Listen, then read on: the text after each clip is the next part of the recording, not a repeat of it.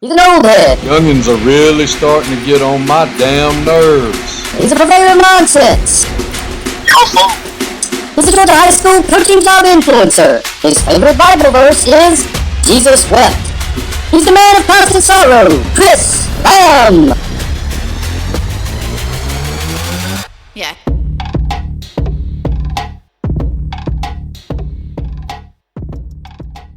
Welcome to Son Coaches Podcast, and today I got a special guest out of Florida. He is a legend in the Orlando area. He went off and did right by everybody in his hometown and came back just to add to his legend. He's now the head coach at Dr. Phillip's High School, Coach Rodney Wells. Thanks for being with me tonight. Oh, thanks for having me. It's a pleasure to be here. Coach James Thompson and Coach Dean Fabrizio said I had to have you on. Coach Fabrizio said you the best that ever played for him. Yeah, well, you know, Coach Fabrizio, he had a lot of best. Including down here in Florida in the multiple spots he was at, and Dr. Phillip in Edgewater, and I don't even know everywhere he was at. And then up in Lee County, he built a powerhouse down there. So I was one of the better players that he had, but I don't know about the best. He had some really good ones. So you played at Dr. Phillip's for Coach Fabrizio. Yeah, I played at Dr. Phillip's.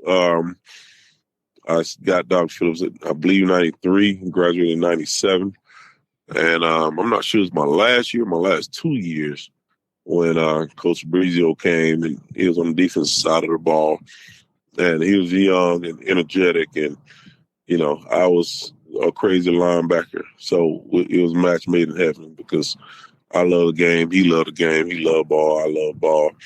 You know, I didn't come from much. So anything that the coaches can give me, I was taking it and I was putting it, on the field.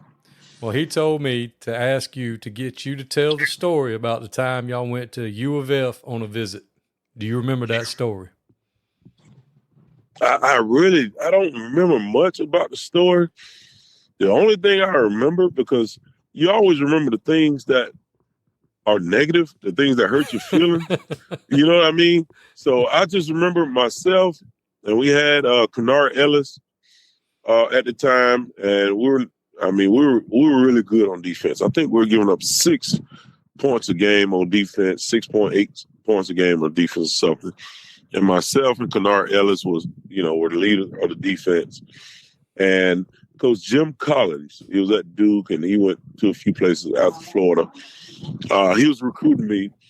And the only thing the things I really remember is when I walked in, Coach Collins and another coach, maybe the defensive coordinator, like, hey, you Wells? Oh, yeah, I'm Wells.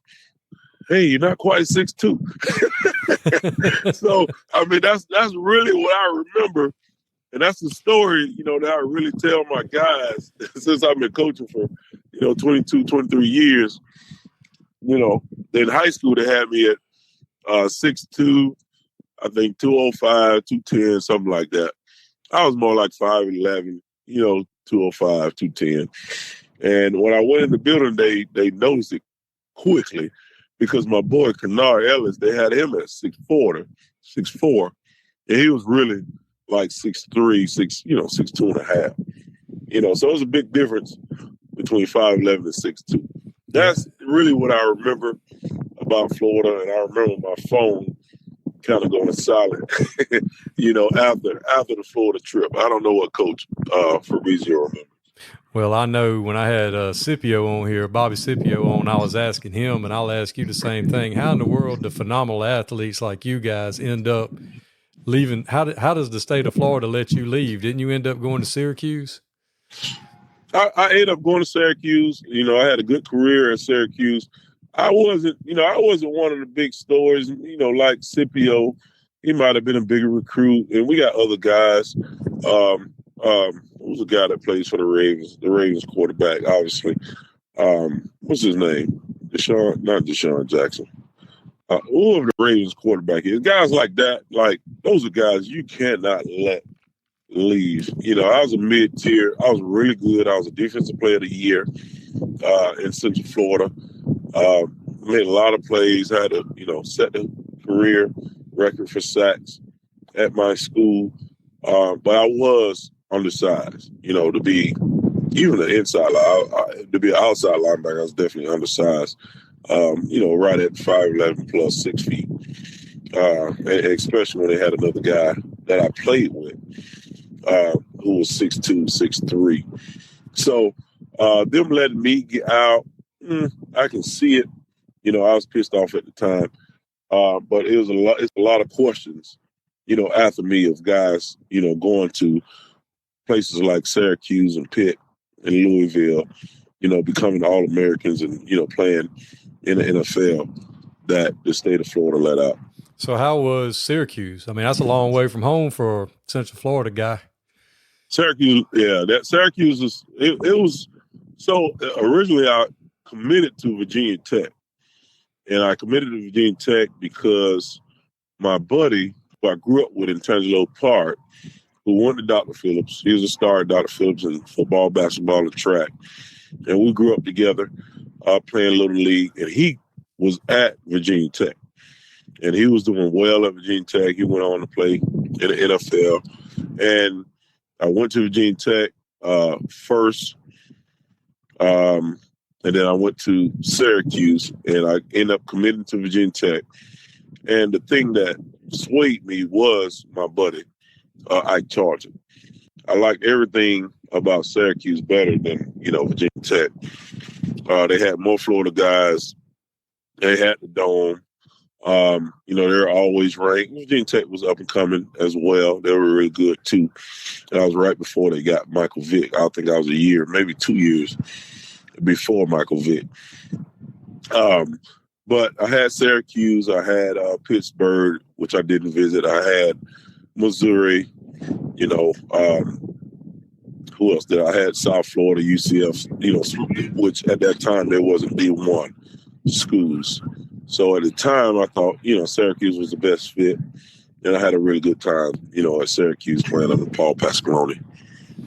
So you did 4 years at Syracuse. Did you ever think about staying on and maybe GAing at Syracuse? Listen, all the guys that I talk to, the young guys is thinking about getting into coaching.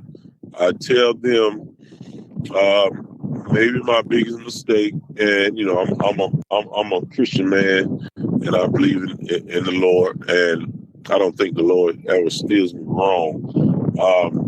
But if I can say, if something I could have did differently, I would have stayed at Syracuse, and I would have been in, GA, because they did ask me. I had, a chance to go to Canadian League. But at the time, they weren't paying a lot of money, and they were telling me about the odds, and they only keep so many guys from the States, and they got to keep so many guys from Canada. So I didn't really like it. I had a baby. Another thing, I talked to my boys about, don't have children when you're young. I had a baby when I was 19, so I was a baby, and I got married early. Another thing, I tell my guys, that's something you don't want to do, get married in your early 20s. So I was trying to, be responsible, so I didn't, want to think about the arena or the Canadian League, so after Syracuse, that's when I came back to Dr. Phillips and got a job. But if I would have known what I know now, I definitely would have took the GA spot at Syracuse, because shortly after that, it was a guy named Dan Conley. He was a big-time linebacker at Syracuse. He was a GA. He went on to, I want to say, Brown or Cornell, and he had a great coaching career. And then the next guy, and this is probably what drove me out of wanting to be a GA, the next guy was Dan Mullen, who everybody knows. And I just remember, football players, we always last minute. So we would be in the football lab and the computer lab, which is right down the hall from the coaching lab. And Dan Mullen was a GA. And I just remember, I can remember hearing it, because if you know Paul Pasqualoni and George DeLeon and Ed Ogeron, those are voices you cannot forget. And I just remember those guys yelling at Dan Mullen. I mean, it's 1 o'clock in the morning. Those guys were there at 6 o'clock. It's 12 a.m., 1 o'clock in the morning. we typing, last minute papers, and they're like, God damn it, Dan, we need this, we need that, I need coffee. I'm like, shit, hey, this ain't, I don't want to do that. Yeah. You know what I mean? But, knowing what I know now, Dan Mullen's probably made $56 million coaching. Yeah. I probably would have, ran and got that coffee and got yelled at for a few years by some legends. So you came on home and started your high school career at your home school. Yep. Came home. Another lesson. My life is all about lessons, and I really believe that's why I am where I am, and I've been here for so long, and we've had success because I was born and raised here. I had a struggle, coming up, just like most of my team, most of my boys, that I coach. And when I came back, I talked to my boys about their name is how big their name is, Then when I came back from Syracuse. At the time I was married. My wife had a good job up there, making good money, but it's Syracuse. Like, you don't want to be a normal person from Florida living in Syracuse. And I was working at a Brinks up there, not making a whole lot of money. And I said, look, we got to go. We got to get out of here. Even though we were making a lot of money at the time with my job and her job, we had a kid. I think our rent might have been $450 for a 2-bedroom. Our car note might have been $200. So we were living really, really good. But that's not, I'm a Florida boy, So I came down, and when I came down, it was January, February time. Obviously you can't get on, coaching at that time. So I met with Coach David Langdon, who was the head coach here at Dr. Phillips at the time. And, I told him, hey, I need a job. Just coming down Syracuse. He was like, hey, I remember you. I coached against you, this and that. He took me straight to the principal. The principal knew me. He was like, hey, yeah, you got a job. Here's what you have to do. I said, well, I don't need to interview. He said, you don't have to do anything. You have a job at Dr. Phillips. As long as you go downtown, fingerprints, drug tests, do the whole deal, and we'll figure it out. So because I did everything right, when I was here and I had a good name and the teachers knew me and the administrators knew me and I wasn't a knucklehead running around, I got a job without having an interview. The head coach said yes. The principal said yes. So now I just had to go through, the paperwork. And I think that was 2002 when I started here, 2002, 2003. And I've been here ever since. So what was your first job there, like your first coaching job? My first coaching job here, I was doing defensive tackles. I was a linebacker my whole career, high school and college. I didn't know a lot about defensive tackles, but that's what they had available. And, I always knew in order to be, a good leader, you had to be a good follower. So I was reluctant, but the head coach, made it home, and the defense coordinator, Steve Brightbill, he made it home. So it was like, hey, we run the slant angle, fit the defense. That's pretty much what we ran in high school, so I had a grasp on it. And they put me at defensive tackle. And then shortly after that, maybe a year, maybe 2 years later, I got the linebackers where, I was comfortable. So how long did it take you to move up from a position coach to coordinator? I moved up really fast. So when I got here, like I said, Steve Brightbill was the head coach. Steve Brightbill was the defensive coordinator. David Langdon was the head coach. I think I only did 2 years with David Langdon. After my first year with Langdon, the defense coordinator left. He got a head job somewhere else. And we didn't have I think, back then you only had, 6, 7 coaches. So I was the most qualified guy. And I was only, 22, 23 years old. And he was like, hey, you ready to be defense coordinator? I'm like, sure. So I did a lot of time under Coach Brightbill, and I started running the defense in my second or third year at Dr. Phillip. So I did that for a while. I ran the defense from 2002, 3, probably from 2003 or 4 to 2010 and 11, when I got the head job. So I was a defensive coordinator really, really quick. So you became the head football coach at your alma mater in 2011. Yeah, we went to the state championship. We were loaded. We had D. Hart, Clinton Dix. We went through a couple head coaching changes. After David Langdon left, they brought in Kevin Pettis. Kevin Pettis is known for, rejuvenating programs. He did a great job doing that. I mean, my first 2 years we were bad. I mean, we were 0-10 and then 2-8. And then Coach Pettis came in, and I remained the defense coordinator.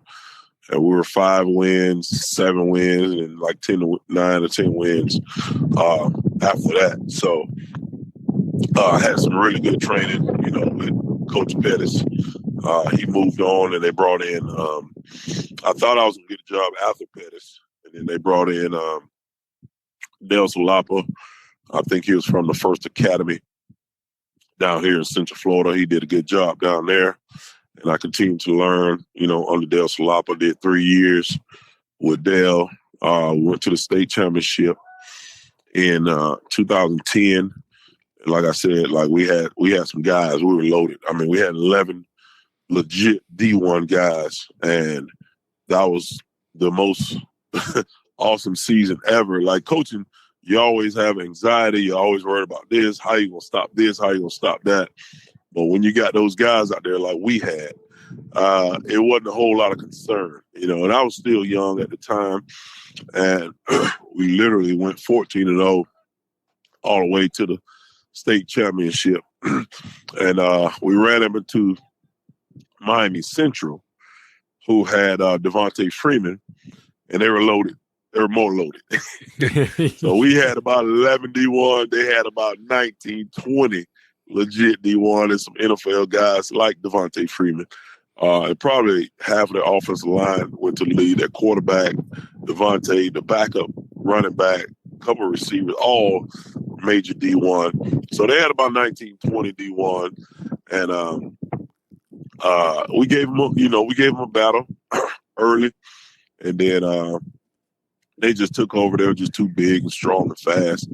And they started giving the ball to Devontae Freeman. I'll never forget what they call it, the fall game here. The fall came down. It was a close game early, first half. And then they decided, Miami guys are different. They want to go up top and they just want to throw the ball. They want to get the big play. And at the time we had Clinton Dix, Roger Rouse, Quentin Smith. We had, I forgot his first name. We had Luckett. We had another guy, Andre Norris. Like we had some really good DBs. So, going up top and, that wasn't happening. So they were trying that. Yeah, they were trying that early, and they figured out what happened. And I was hoping they was going to stay with that same game plan because our D-line were really, really undersized. Our linebackers were good, but they're undersized. And they were probably 6'5", 300 across the board with Devontae Freeman and another guy, another NFL back behind him. So about second, third quarter, they figured it out, and they like, let's just lean on them. Yeah. So they started leaning on us, and when they leaned on us, we had no answer. But it was a great year. I had 3 guys that made it into NFL on that team. Clinton Dix had a great career. D. Hart, was in camp for a couple of years. Darius Johnson, left tackle. He was in camp with the Detroit Lions. So I learned a lot of ball, and we had a lot of fun that year. Well, then you take over, and y'all played for it again, didn't you?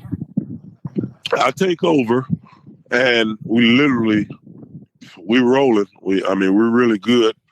I think my first 3 years, I think we 9-1, 10-0, 10-0, 10-0, something like that. Like we're really, really good.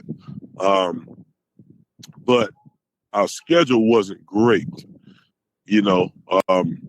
So, I mean, we were rolling through the regular season, and we would always get to the second, third round and, you know, and stall out after that. So what I did, I literally got pissed off. I'm a competitor. I'm a linebacker. I literally went down the paper, went through the newspaper, and I like, who are the top teams in the state? I'm going to go get me some smoke. I called everybody. I'm like, I want to play regular season. You know, I called everybody. You know, so we beefed up the schedule. 2013, we had another great year, 13-0. And then we lost to Apopka. We beat Apopka in the regular season, like 35-14. And then we had some key injuries. That's when we had Marcel Harris. Marcel got hurt. We had Meeks as the quarterback. He went to Iowa State, and he got hurt. My middle linebacker got hurt, and this is all during the regular season. That was one of the best teams, you know, I think we ever had, other than that 2010 team with D Hart and those guys. And the injury bug really got us, and we lost in I don't know if it was semifinals or the third round. We lost to Apopka. And then, like I said, I beefed up the schedule, and we started taking some tough losses in the regular season. And then we went back in 2016 and went back again in 2017, and we won it. 17, you finally win it. You bring the state championship back to your school. That had to be awesome. Oh, the most gratifying, amazing feeling ever. I wouldn't change it, you know, for anything, just because of the process, just because of the grind, just because of the kids, just because of the community. We've never won a state championship at Dr. Phillip's. We've had a lot of talent, you know, here at Dr. Phillip's High School, even though still we still a young school. You know, we were here, I think Dr. Phillip's started in 1988, you know, so compared to some of the schools around here that's been around for 100 years, we still only 35 years old. And we had a lot of success. And to win that state championship and really to be the only public school in Orlando to win a state championship, you know, that just made it, you know, a whole lot better. Evans, I think in 91, they had a split title. That's back then when they had ties. So I think Evans tied with somebody. So it was co-state champions. Apopka had won, I think in 2001, and maybe another year. Apopka had won, but Apopka is not, you know, Orange County, you know, Orlando area. So I think another team, Bishop Moore might have won the same year we won, but to be the only public school in Orange County to win it at that time, and still the only team in Orange County public schools to win it. It was big, and to be, you know, my school and alma mater, you know, have a lot of coaches that played for Dr. Phillip's, coaching for Dr. Phillip's. It was big, and we packed out the Campbell World Stadium. Back then it was the Citrus Bowl stadium, and we packed it out. Both times it was freezing cold. And 2016 we came up short, and 2017 we got right back, and we won it. I can't imagine how awesome that must have felt. I mean, you talk about hometown kid going off and coming back and making good, and you win. You're the head coach for the only state championship team in school history.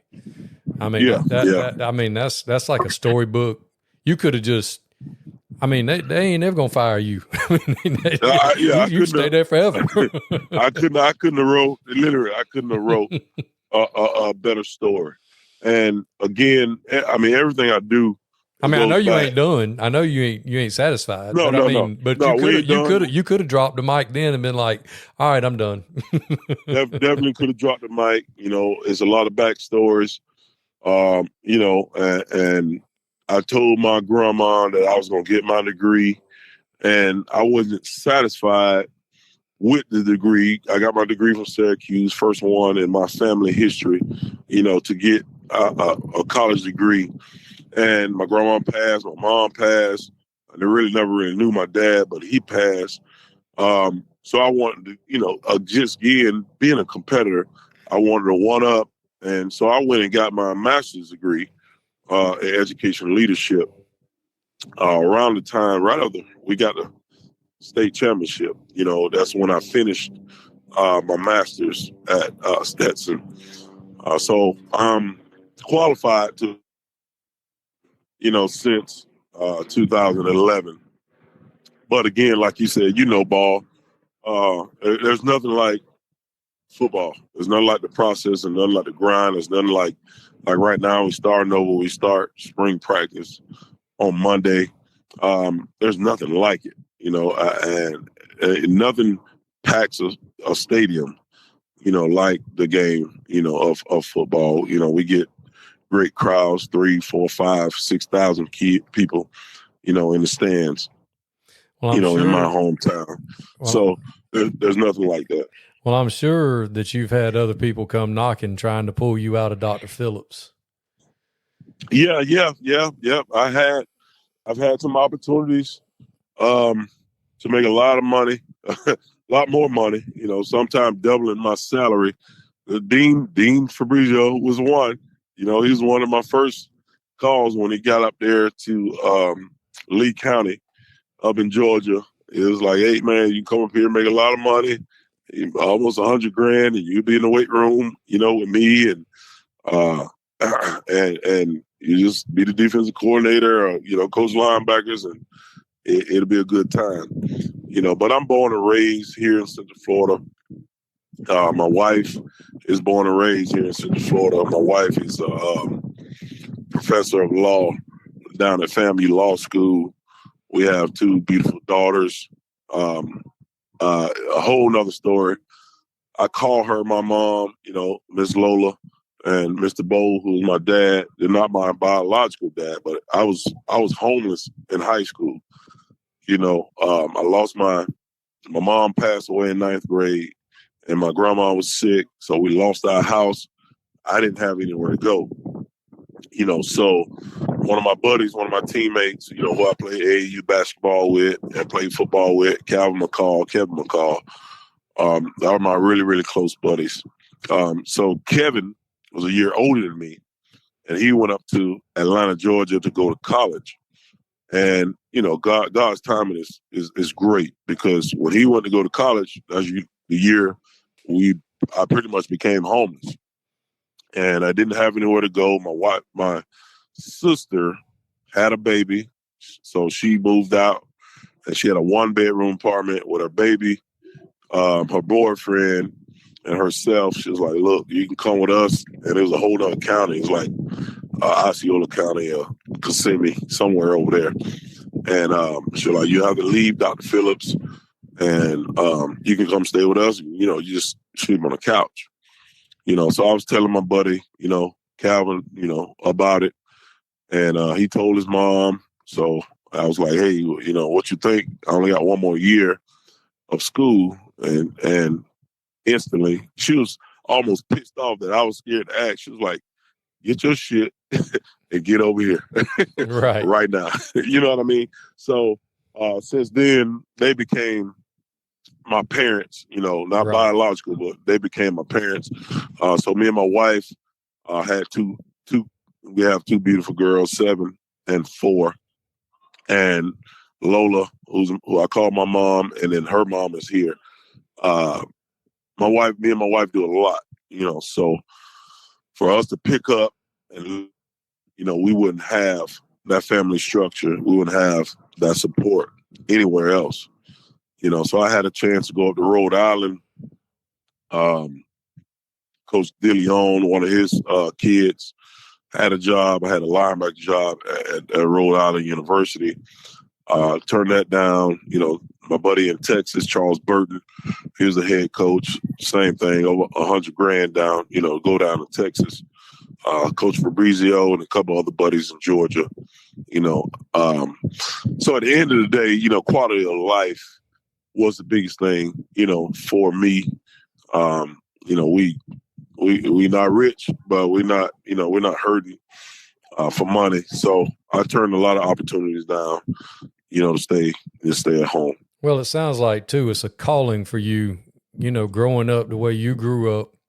You probably understand those kids at Dr. Phillip's better than the average person. You lived it. You played it. You know what them kids go through. Absolutely. And that's what the high school coaches don't get credit for. Whatever they pay us anywhere, really, not just Orange County in Florida, but whatever they pay us, like we literally lose money. Because, they tell us you can't take kids home. You can't do this. You can't do that. Like my coaches took me home. My coaches fed me. I was a guy after the game, I didn't have a ride home. My coaches, took me home, took me to Wendy's, got me some food, dropped me off. So that's the things that, we do. And that's the things that's more gratifying than, making a few extra bucks and having absolutely a little bigger house. It's things like that. That really doesn't matter. It's called reciprocity. They did it for me. And like you said, it's a calling. That's why I'm here. I mean, I when I went down to Orlando with James and working those clinics and met Florida coaches, and of course, you guys, y'all talk about how much money we do make more than you guys, but I don't make no money because I use my supplement on the kids. That part, yes. I mean, if I'm gonna eat, they're gonna eat. Yep. And if I'm gonna have clothes, they're gonna have clothes. And if I'm gonna have Absolutely. Christmas, they're gonna have Christmas. Yep. And the average everyday person, I don't think they understand that that's what we do. No, that's what we do. I mean, we ain't gonna let no youngins go without. No, nobody's gonna be hungry. No. And we always been a successful program. You always practice on Thanksgiving. That's the meter of success. You have Thanksgiving practice. Now you at least in the third round of the playoffs, and we always did that. And all our old guys came back, and we always check with our guys, and we understand the kids.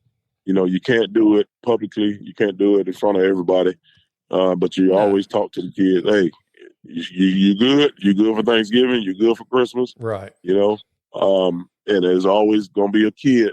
Hey, coach, I need somewhere to eat. I need this. I need that. And, we always take care of the kids. Well, even simple things like you pull into a McDonald's, I just stand off to the side and I would tell them, hey, if you need scholarship, I'm going to be over here to the side. And sure enough, there'd be 3 or 4 of them. And it was always, Coach, I forgot my wallet. And he ain't forgot his wallet. He ain't got no damn wallet. He ain't got no money. No, he ain't got no, but that's okay. I get it. And that's fine because I get my ATM card out and he'll eat. And if he needs to be the bus driver and get the free meal that the bus driver gets, then he's the damn bus driver. That's what it is. But the youngins gonna eat. They're gonna eat because they gotta eat. And that's just, to me, that's more important than, and plus that's another way for us to love on them, Yep, absolutely. And they appreciate that more than, they'll remember that more than, any championship or anything else. And that's just, to me, I appreciate people like you, coaches like you that get it. And, well, you've been doing it long enough. Some of these younger coaches, that's something we got to pass on to them to get them to understand that is more important. What we can do for these kids than what these kids do for us. Yep. And that's the hardest thing to find. We've been, and again, it's just not me. It's a state thing, maybe a national thing. I don't know. But just to find younger coaches, to buy in and not, want to, hey, coach, I want to be the coordinator. Coach, I want to call plays. Coach, hey, man, slow down. Come in, coach your butt off.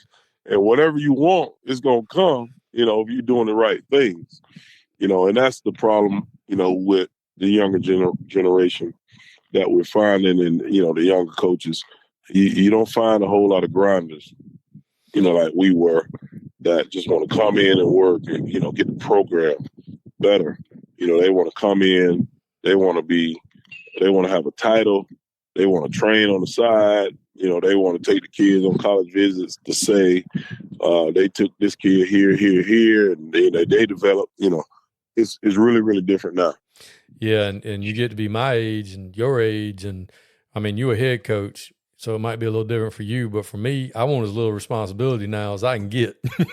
Yeah, just give me a position and let me just go play with my kids. Absolutely. Coach, you want to be a coordinator? No, I'm good.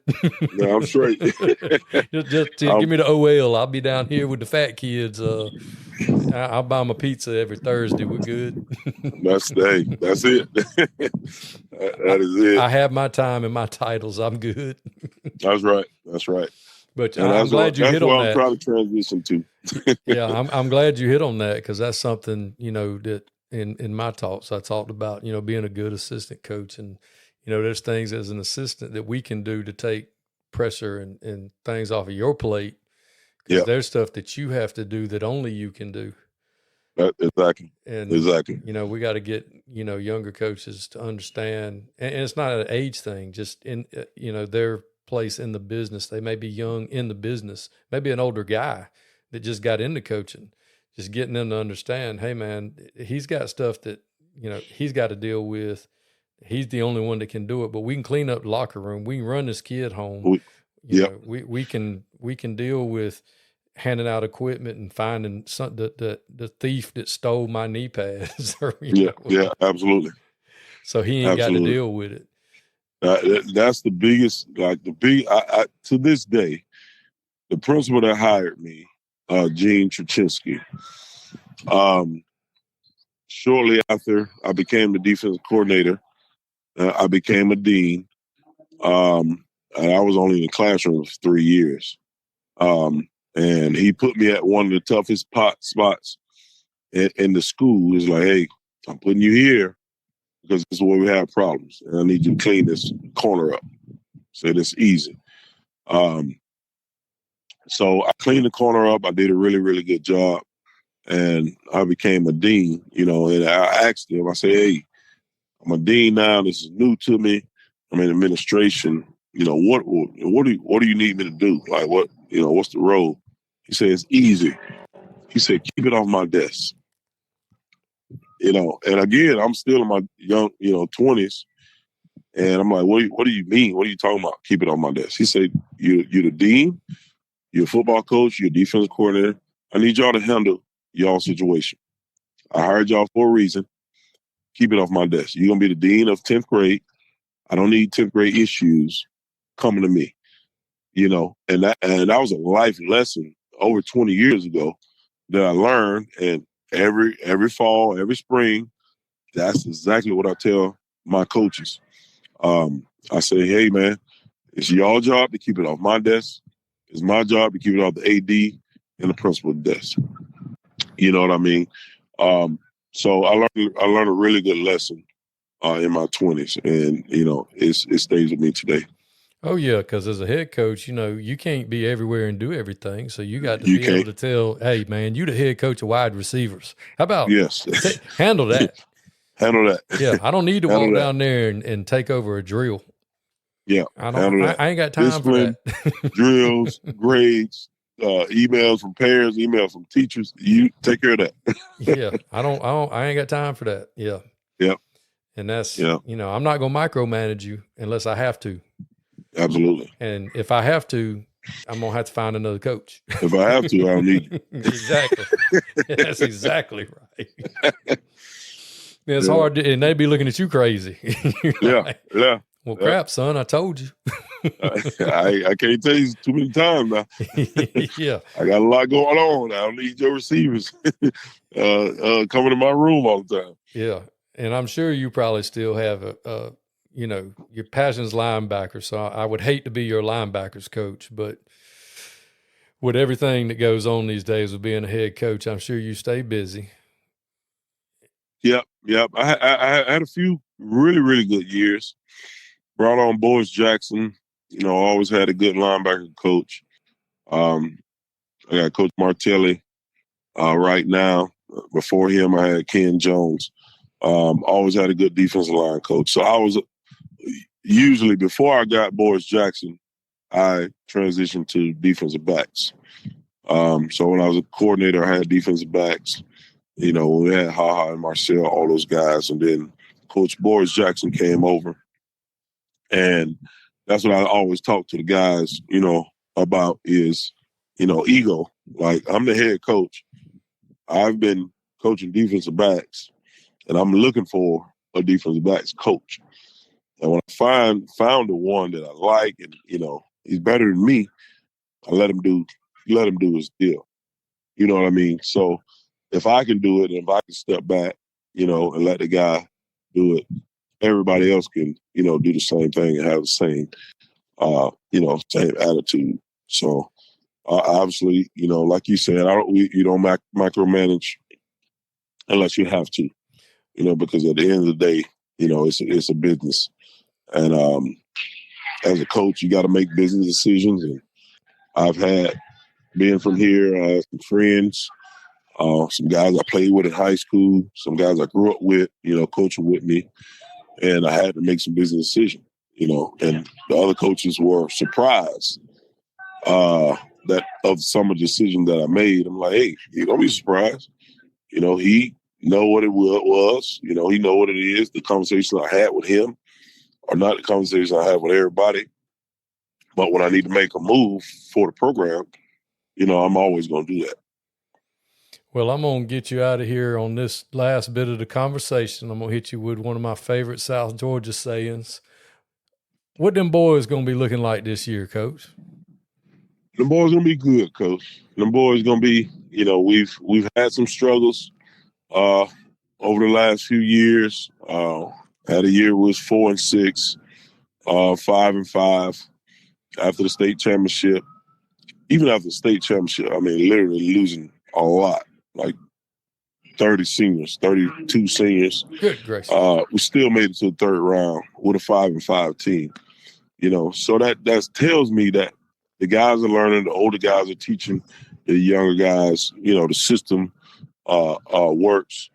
So these guys that we have now, we started with these guys. Most of them were starting as sophomores when we were 4-6, and then 5-5. And then last year, we lost in the second round in overtime to Tampa Plant. In a game we should have won. Just had some mistakes. But again, all those guys are still sophomores and juniors. You know, now they're going to be seniors and juniors. And the expectation is very, very high. Offensively, we got the whole offensive line back. We got 3 receivers back, got a quarterback back, got 2 running backs back. You know, defensively, we lost a lot, but we don't ever worry about defense here at Dr. Phillips, you know, because we always find a way to get it right.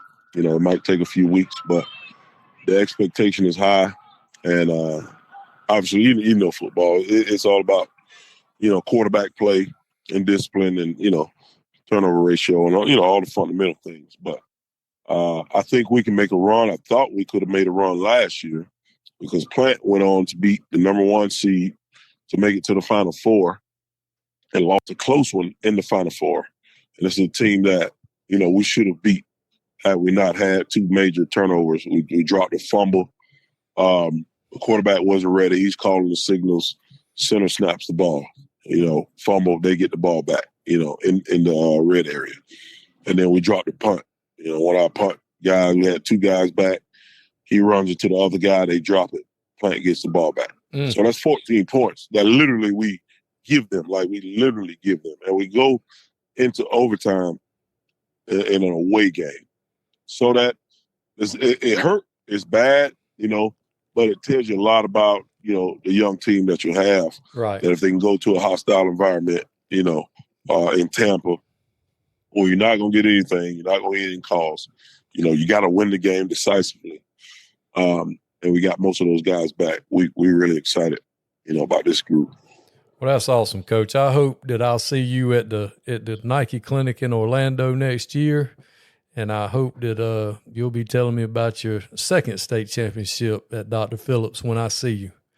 I hope so. I hope we sizing them up. Well, Coach, I sure do appreciate you being on with me. And if there's anything in the world I can ever do for you, just reach out to me. I'll be glad to. I appreciate you, Coach. Well, thanks for being on with us. I appreciate you. Thank you. Thank you. Yeah.